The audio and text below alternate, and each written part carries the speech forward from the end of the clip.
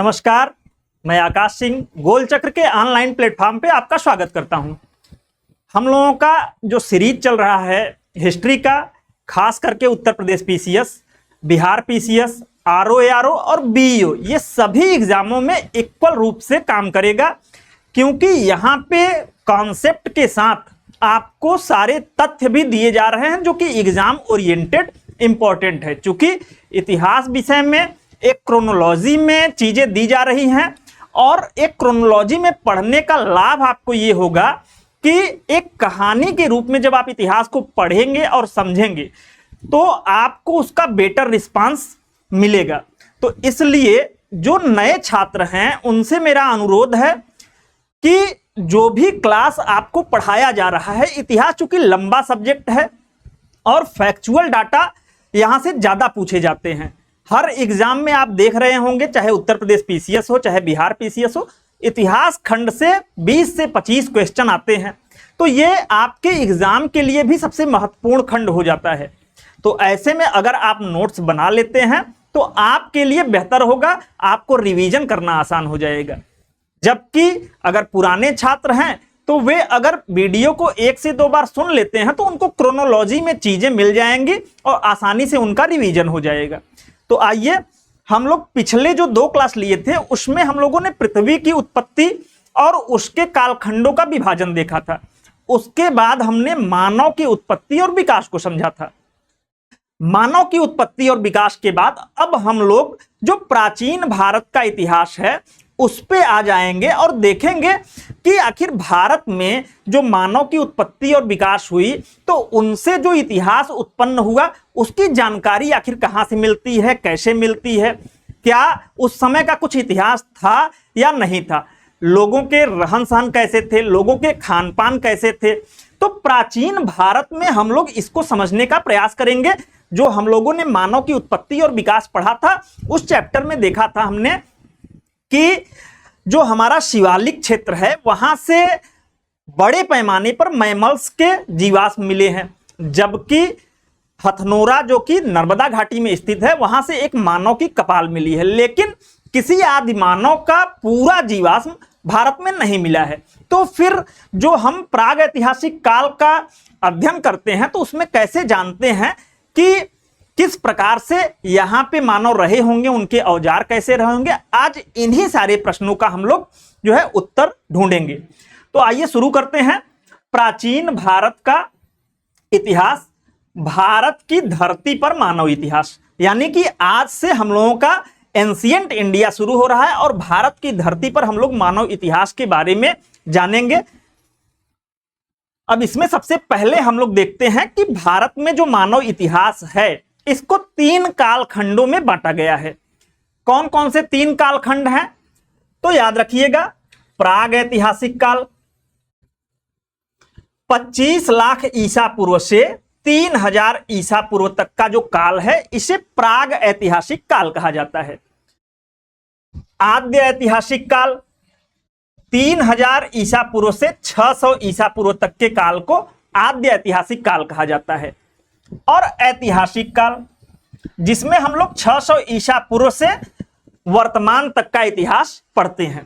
तो हम लोगों का जो प्राग ऐतिहासिक काल है इसमें मेनली हम लोग पाषाण काल के बारे में पढ़ते हैं।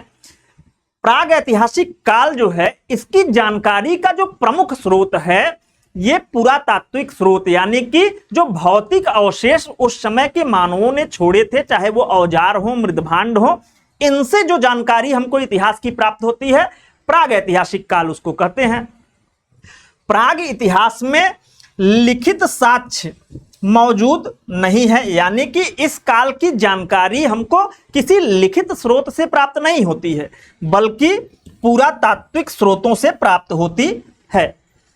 आद्य ऐतिहासिक काल, इसमें हम लोग पाषाण काल का अध्ययन करेंगे। आद्य ऐतिहासिक काल 3000 ईसा पूर्व से 600 ईसा पूर्व, इसमें हम लोग मेनली हड़प्पा सभ्यता के साथ साथ वैदिक सभ्यता और उसी दौरान की जो ताम्र पाषाणिक संस्कृति है उसका अध्ययन हम लोग आद्य ऐतिहासिक काल के अंतर्गत करते हैं। आद्य ऐतिहासिक काल में लिखित साक्ष्य मौजूद हैं, लेकिन समस्या ये है जैसे हड़प्पा काल में भाव चित्रात्मक लिपियां मौजूद हैं, यानी कि लिखी गई हैं चीजें, लेकिन समस्या यह है कि उन चीजों को पढ़ा नहीं जा सका है। यानी कि जो चीजें लिखी गई हैं अगर उसे पढ़ी ही न जा सके तो फिर वो हमारे किस काम की, क्योंकि जब नहीं पढ़ पाएंगे तो समझ नहीं पाएंगे उसको। तो ऐसे में आद्य ऐतिहासिक काल की भी जो जानकारी का मुख्य स्रोत है वो हमारा पुरातात्विक स्रोत ही है, यानी उत्खनन से जो सामग्रियां प्राप्त हुई हैं उसके आधार पर इतिहासकारों ने उस समय के इतिहास का अनुमान लगाया है और उसको प्रमाणित किया है। तो यहां पर भी ध्यान दीजिएगा कि आद्य ऐतिहासिक काल की जानकारी हमको कहां से मिलती है? पुरातात्विक स्रोत से मिलती है। फिर शुरू होता है हमारा ऐतिहासिक काल 600 ईसा पूर्व से वर्तमान तक का जो समय है। इस समय इतिहास को लिखा जाना शुरू हुआ और इतिहास को जो लिखे जाने का क्रम है इसमें पहले धार्मिक साहित्य शुरू हुए। जैसे ब्राह्मण साहित्य में आप देखते हैं कि वेद, पुराण, उपनिषद की रचना हुई। इसके बाद बौद्ध और जो जैन साहित्य हैं वो लिखे गए। इसके बाद स्वतंत्र रूप से ऐतिहासिक साहित्य लिखे गए। तो जो हमारी ऐतिहासिक काल है यहाँ पे आप ध्यान दीजिएगा कि यहाँ पे हमको जानकारी पुरातात्विक स्रोत से भी मिलती है और लिखित साक्ष्य से भी यहाँ के इतिहास की जानकारी प्राप्त होती है, यानी इतिहास का ज्ञान प्राप्त होता है। पुरातात्विक स्रोत भी जैसे अशोक के समय में अभिलेखों से भी हमको ज्ञान प्राप्त होता है, ठीक, सिक्कों से ज्ञान प्राप्त होता है। मौर्योत्तर काल की जानकारी के मुख्य स्रोत सिक्के हैं। तो ऐसे में हमको यहाँ पुरातात्विक स्रोत भी मिलते हैं, लिखित साक्ष्य भी मिलते हैं, जिससे इतिहास ज्यादा प्रमाणिक लगता है। तो यहाँ पे हम लोगों ने समझा कि जो भारतीय इतिहास है इसको 3 कालखंडों में बांटा गया है। हम लोगों का जो टॉपिक है पहला, इसमें हम लोग प्राग ऐतिहासिक काल को पढ़ेंगे, प्री हिस्टोरिक पीरियड, ठीक है।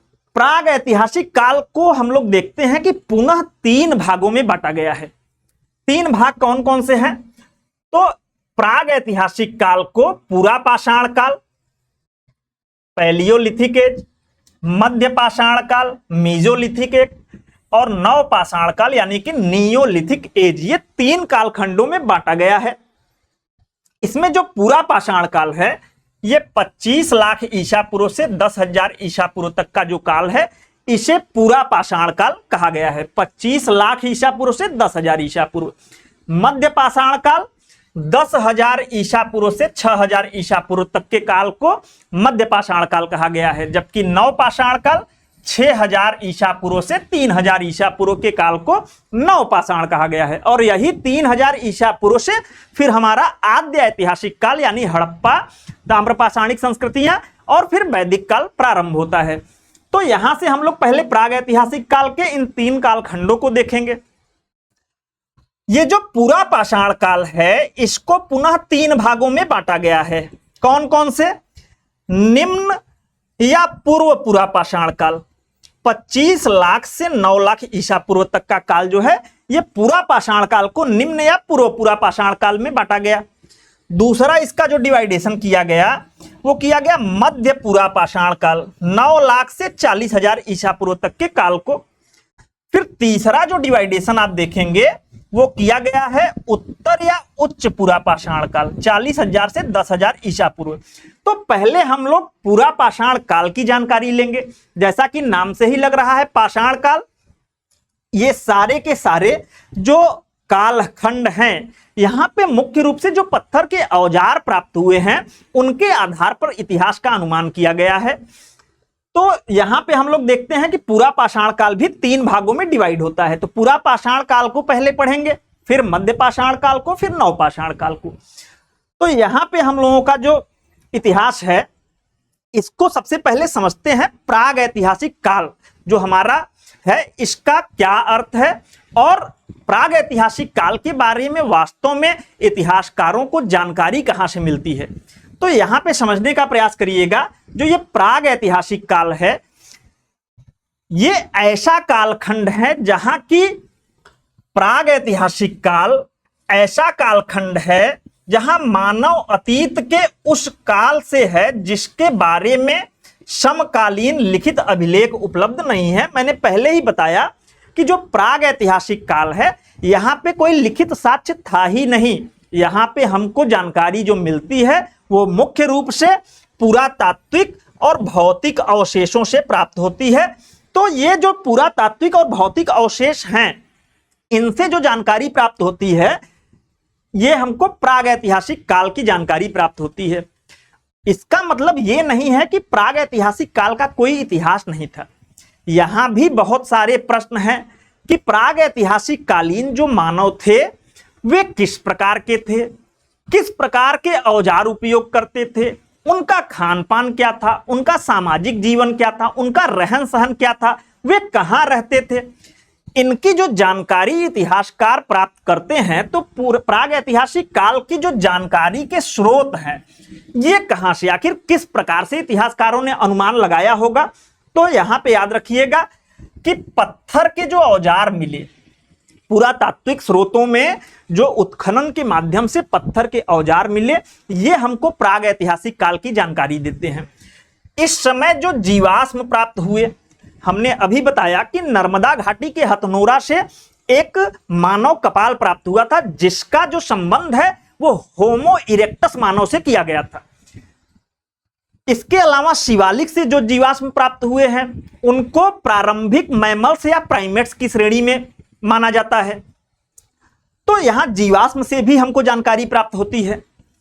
मानव एवं जो पशुओं की अस्थियां हैं, इनके माध्यम से जानकारी प्राप्त होती है, इनकी कार्बन डेटिंग की जाती है और इनसे जो अनुमान लगाया जाता है कि ये किस काल की अस्थियां हैं। गुफाएं और आश्रय स्थल, यानी कि जो आदि मानव गुफाओं में और आश्रय स्थलों में रहते थे, वहां से जानकारी मिलती है। गुफाओं में ये लोग चित्रों का निर्माण करते थे, जिसे शैल चित्र कहा जाता है, रॉक पेंटिंग। तो इनकी पेंटिंग्स जो मिली हैं भारत में गुफाओं में, उनके माध्यम से हमको प्रागैतिहासिक काल की जानकारी मिलती है। मृदभांड एवं अन्य सामग्री से और शवों को दफनाने के इनके जो तरीके हैं, वहां से जो प्रमाण मिलते हैं, तो प्रागैतिहासिक काल के जानकारी के स्रोत हैं ये। यहां पे हम लोग ने देखा प्रागैतिहासिक काल आखिर कहते किसे हैं और प्रागैतिहासिक काल के बारे में हमको जानकारी कहां से प्राप्त होती है। यहां पे अब हम लोग देखते हैं कि जो पुरातात्विक ये स्रोत हैं, तो ये पुरातत्व है क्या, आर्कियोलॉजी है क्या, पुरातत्व क्या है। तो पुरातत्व वह विज्ञान है जिसके माध्यम से इतिहासकार मानव के अतीत को उनके भौतिक अवशेषों के आधार पर समझते हैं। यानी कि पुरातत्व ऐसा विज्ञान है जिसके माध्यम से इतिहासकार मानव के अतीत को उनके जो भौतिक अवशेष मिले, जैसे मृदभांड मिला, जीवाश्म मिले और जो शैलाश्रय मिले और जहां पे ये लोग गुफाओं में रहते थे वहां से शैल चित्र मिले, उनके आधार पर समझते हैं। इसी विज्ञान को पुरातत्व कहा जाता है, आर्कियोलॉजी कहा जाता है। अब सबसे बड़ा जो प्रश्न है कि भारत में आखिर ये जो पुरातत्व सर्वेक्षण वगैरह है या हमें जो प्रारंभिक इतिहास की जानकारी मिलती है, वो इसकी विधिवत शुरुआत कब से होती है, इस इतिहास को भी हम लोग जानेंगे। क्योंकि इसको अगर नहीं जानेंगे तो हमको पता ही नहीं चल पाएगा कि आखिर भारत में जो इतिहास हम लोग आज पढ़ते हैं, प्राचीन भारत का इतिहास, प्रागैतिहासिक काल के बारे में, उसकी जानकारी कैसे शुरुआत हुई, वहां की जानकारी कैसे प्राप्त हुई। तो यहाँ पे हम लोग थोड़ा सा शुरुआत देखेंगे और यहाँ से काफी प्रश्न एग्जाम में आए हुए हैं, तो इंपॉर्टेंट चीजों को देखते हुए हम लोग आगे बढ़ते हैं। तो यहाँ पे याद रखिएगा कि जो भारत में प्रागैतिहास की खोज की शुरुआत की कहानी है, ये शुरू होती है 1784 ईस्वी में। 1784 ईस्वी आपको पता होगा, 1757 में प्लासी और 1764 में बक्सर के युद्ध को जीतने के बाद अंग्रेज जो है भारत में स्थापित होना प्रारंभ हो गए थे। बंगाल को इन्होंने जीत लिया था। बक्सर के युद्ध के बाद इन्होंने अवध और दिल्ली तक अपना आधिपत्य स्थापित कर लिया था। 1784 में अंग्रेज थे विलियम जोन्स, इन्होंने एशियाटिक सोसाइटी ऑफ बंगाल की स्थापना की। याद रखिएगा 1784 में विलियम जोन्स ने एशियाटिक सोसाइटी ऑफ बंगाल की स्थापना की। एशियाटिक सोसाइटी ऑफ बंगाल का जो मूल उद्देश्य था वो था भारतीय इतिहास भारतीय भाषा, भारतीय साहित्य का जो है अनुवाद करके उसका अध्ययन करना। तो Asiatic Society of Bengal William Jones ने स्थापना की। 18वीं सदी में भारतीय पुरातात्विक अध्ययन की बौद्धिक जो पृष्ठभूमि है इसी एशियाटिक सोसाइटी ऑफ बंगाल ने निर्मित की। यानी कि अगर हम कहें कि 1784 में जो ये एशियाटिक सोसाइटी ऑफ बंगाल स्थापित हुआ, इसने हमारे जो प्राचीन भारत के अध्ययन की पृष्ठभूमि निर्मित की, बौद्धिक पृष्ठभूमि निर्मित की। इस संस्था ने भारतीय इतिहास, भाषा, साहित्य, शिलालेख और प्राचीन संस्कृति के व्यवस्थित अध्ययन को महत्वपूर्ण आधार प्रदान किया। तो यहां से याद रखिएगा, ये जो संस्था थी ये मेनली जैसे गीता जो हमारे यहाँ है, गीता का उपदेश इस संस्था द्वारा कराया गया। विल्किंसन थे जिन्होंने गीता का उपदेश किया। तो ये हमारे संस्कृति को जानने के लिए, हमारे इतिहास को जानने के लिए एक तरीके से बौद्धिक जो प्लेटफॉर्म था ये 1784 के एशियाटिक सोसाइटी ऑफ बंगाल ने दिया। इसके बाद याद रखिएगा 1861 बहुत ही इंपॉर्टेंट है, कई बार एग्जामों में पूछा जा चुका है। 1861 ईस्वी में भारतीय पुरातत्व सर्वेक्षण यानी कि archaeological survey of India ASI की स्थापना हुई। भारतीय पुरातत्व सर्वेक्षण 1861 में भारतीय पुरातत्व सर्वेक्षण आर्कियोलॉजिकल सर्वे ऑफ इंडिया की स्थापना हुई। इसका जो मुख्यालय है वो देहरादून में है। और ये जो archaeological ASI archaeological survey of India थी, इसका प्रथम सर्वेयर नियुक्त किया गया अलेक्जेंडर कनिंघम को। तो यहां पे बहुत इंपॉर्टेंट नाम है, अलेक्जेंडर कनिंघम को पहला आर्कियोलॉजिकल सर्वेयर नियुक्त किया गया। याद रखिएगा, कई बार पूछा जा चुका है कि 1861 में जो है भारतीय पुरातत्व सर्वेक्षण का जो प्रथम आर्कियोलॉजिकल सर्वेयर है किसे नियुक्त किया गया था, तो अलेक्जेंडर कनिंघम का नाम याद रखिएगा आप लोग। यहीं से भारत में व्यवस्थित रूप से पुरातात्विक अध्ययन की शुरुआत हुई। भारत के वायसराय इस समय लॉर्ड कैनिंग थे। तो याद रखिएगा, जब अंग्रेजों ने भारतीय पुरातत्व सर्वेक्षण की स्थापना 1861 में की, अलेक्जेंडर कनिंघम को इसका प्रथम जो है सर्वेयर नियुक्त किया, आर्कियोलॉजिकल सर्वेयर। तो अब इनके ही नेतृत्व में विधिवत जो है एक तरीके से कह सकते हैं उत्खनन और प्राचीन स्थलों को पहचानने का एक रोड मैप, एक खाका तैयार करना शुरू किया गया। तो यहां से व्यवस्थित अध्ययन प्रारंभ होता है। तो ये बहुत बार पूछा गया है। इसके अलावा याद रखिएगा 1871 में क्या किया गया, जो ये भारतीय पुरातत्व सर्वेक्षण ASI archaeological of survey of India की जो स्थापना की गई थी, इसका पुनर्गठन किया गया। इसका पुनर्गठन जब किया गया तो यहां से भी क्वेश्चन बनता है कि इसका जब पुनर्गठन 1871 में किया गया तो पुनः जो ये अलेक्जेंडर कनिंघम थे, इन्हें अब आर्कियोलॉजिकल सर्वे ऑफ इंडिया का पहला महानिदेशक यानी कि डायरेक्टर जनरल बनाया गया। यह क्वेश्चन भी बहुत बार पूछता है कि ASI का पुनर्गठन कब किया गया, तो 1871 में।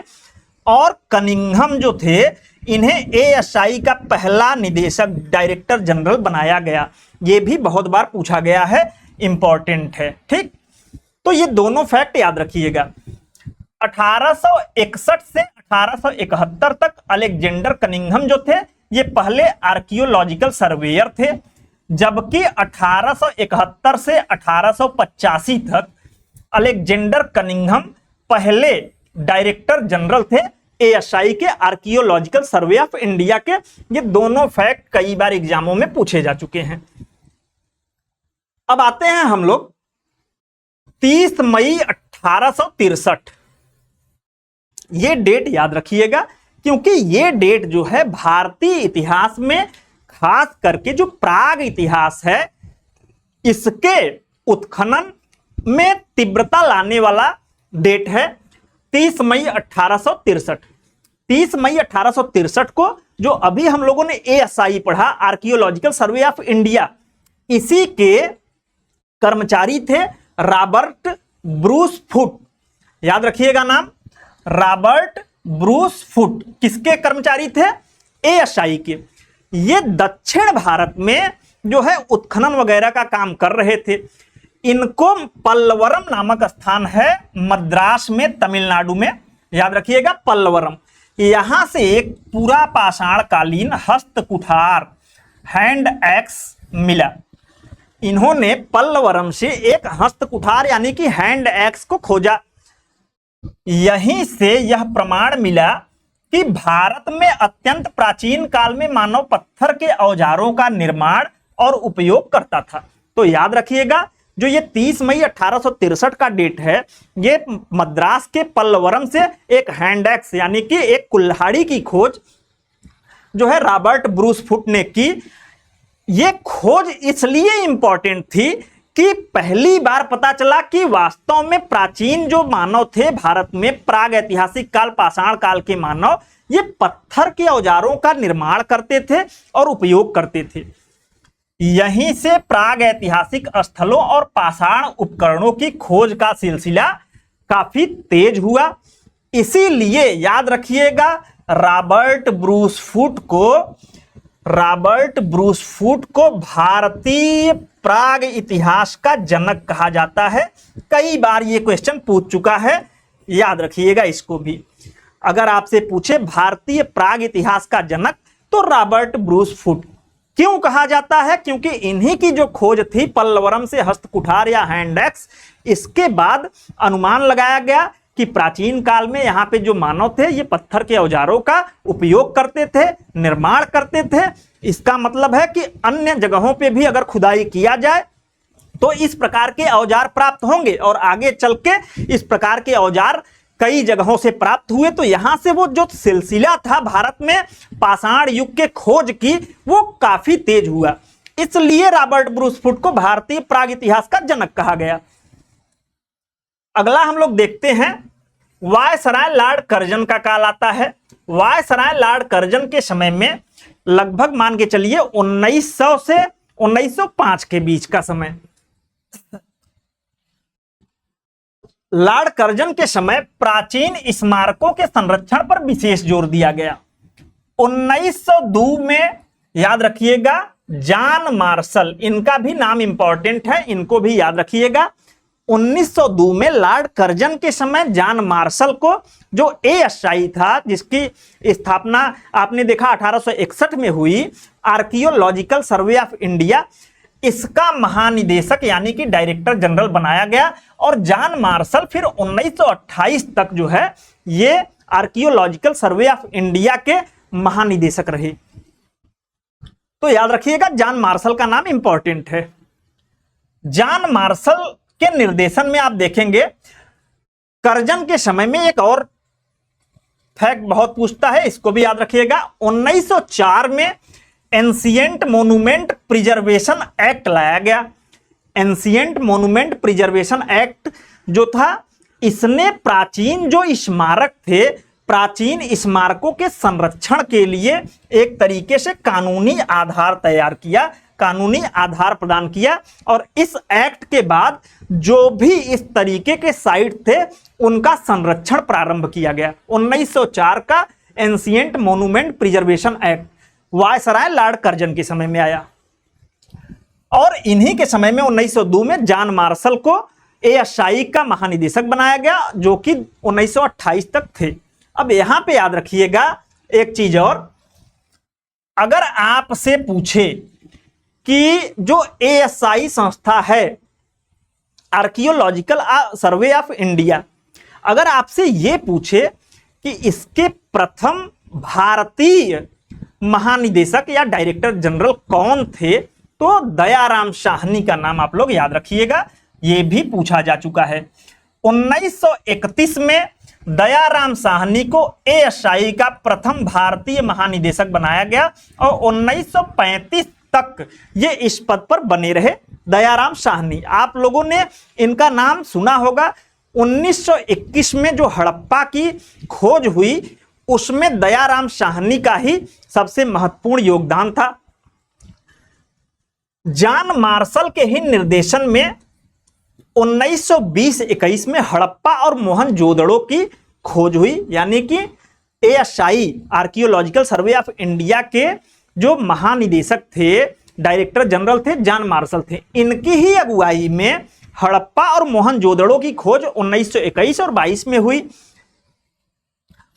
इन्हीं जॉन मार्शल के निर्देशन में 1920-21 में हड़प्पा और मोहनजोदड़ो की खोज हुई। हड़प्पा के उत्खनन में दयाराम साहनी की महत्वपूर्ण भूमिका थी, जिस कारण इन्हें 1931 में ASI का प्रथम भारतीय निदेशक बनाया गया। तो यहां पे याद रखिएगा कि अगर ASI का प्रथम भारतीय निदेशक पूछे तो दयाराम साहनी, ठीक, और पहला महानिदेशक पूछे तो अलेक्जेंडर कनिंघम। 1902 में जो है जॉन मार्शल के ही निर्देशन में हड़प्पा और मोहनजोदड़ो जैसे जगहों की जो है एक तरीके से खुदाई हुई। तो हम लोगों का जो आज का चैप्टर है, हम लोगों ने एक तरीके से जो इसके पहले का चैप्टर था मानव उत्पत्ति और विकास, उसके बाद हम लोगों ने भारत में प्राचीन जो इतिहास है इसको 3 कालखंडों में देखा बांट के, प्राग ऐतिहासिक काल, आद्य ऐतिहासिक काल और ऐतिहासिक काल। तो हमारा जो प्राग ऐतिहासिक काल है, इसके बारे में हमने देखा किस प्रकार से एक तरीके से भारत में विधिवत व्यवस्थित शुरुआत हुई प्राग ऐतिहासिक काल की घटनाओं के उत्खनन का। तो हम लोगों ने देखा कि सबसे पहला जो प्रयास हुआ भारत में वो 1784 में एशियाटिक सोसाइटी ऑफ बंगाल द्वारा किया गया। उसने एक तरीके से प्राचीन जो हमारी संस्कृति है, सभ्यता है, इसका एक बौद्धिक आधार जो है निर्मित किया। फिर 1861 का समय आता है जब अलेक्जेंडर कनिंघम को ASI का सर्वेयर नियुक्त किया जाता है। 1871 में उन्हें ASI का महानिदेशक बना दिया जाता है। फिर हम लोगों ने देखा लॉर्ड कर्जन का समय, जब 1902 में जॉन मार्शल को बनाया जाता है और 1904 में प्राचीन स्मारकों के संरक्षण के लिए एक एक्ट लाया जाता है। तो वहां से हम लोगों का एक कानूनी आधार मिलना प्रारंभ होता है।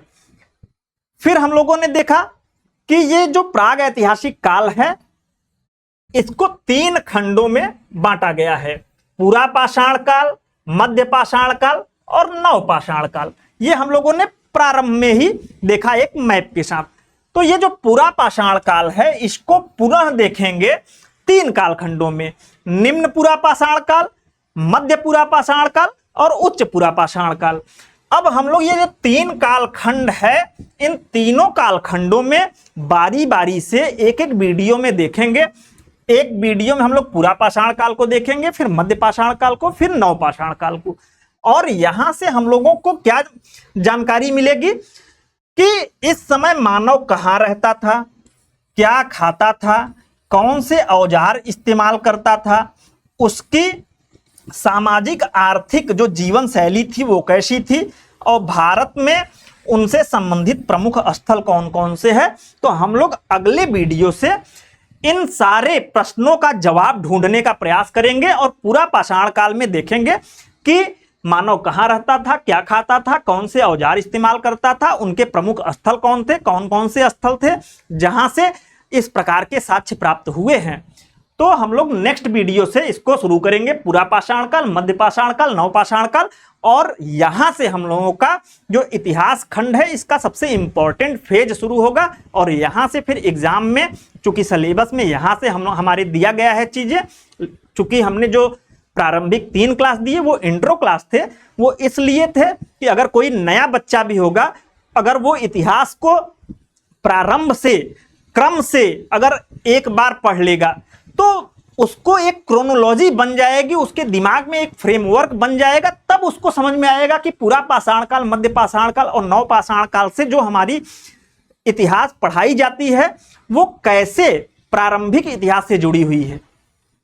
तो आप लोग अगर नए हैं तो नोट्स बना लीजिए, और पुराने हैं तो जिस क्रोनोलॉजी के साथ पढ़ाया जा रहा है ये आपके लिए बहुत बेनिफिशियल होगा। आप लोग 1 से 2 बार वीडियो जरूर देखिए। तो आज के लिए इतना ही, धन्यवाद।